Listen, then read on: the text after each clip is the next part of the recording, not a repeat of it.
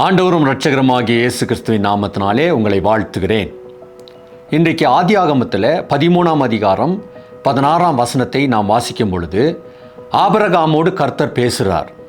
என்ன பேசுகிறார் அப்படின்னு கேட்டிங்கன்னா, உன்னுடைய சந்ததியை பூமியின் தூளை போல பெருக பண்ணுவேன். ஏன் இந்த மாதிரி ஒரு வசனத்தை ஆபிரகாமுக்கு சொல்கிறாருன்னு உங்களுக்கு தெரியுமா? ஏனென்றால் ஆபிரகாமுக்கு பிள்ளைகள் இல்லாத சூழ்நிலை. அவன் எவ்வளோ வேதனைப்பட்டிருப்பான், எவ்வளோ வருத்தப்பட்டிருப்பான். எனக்கு எல்லாம் இருக்குது, ஆனால் எனக்கு இந்த ஆசீர்வாதம் இல்லையே அப்படின்னு. அந்த சூழ்நிலையில் கர்த்தர் சொல்கிறாரு, பூமியின் தூளை ஒருவன் எண்ணக்கூடுமானால் எண்ண முடியுமா? எண்ண முடியாது. அந்த மாதிரி உன்னுடைய சந்ததியை நான் வர்த்திக்க பண்ணுவேன். நம்மையும் பார்த்து இதே கர்த்தர் பேசுகிறார்.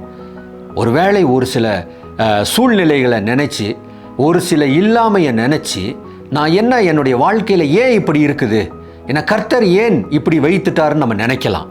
ஆனால் இன்றைக்கு உங்களோடு கூட கர்த்தர் பேசுகிறார். அந்த மாற்றத்தை, அந்த ஒரு பெரிய ஒரு சூழலின் மாற்றத்தை உங்களுக்கு தருவார்.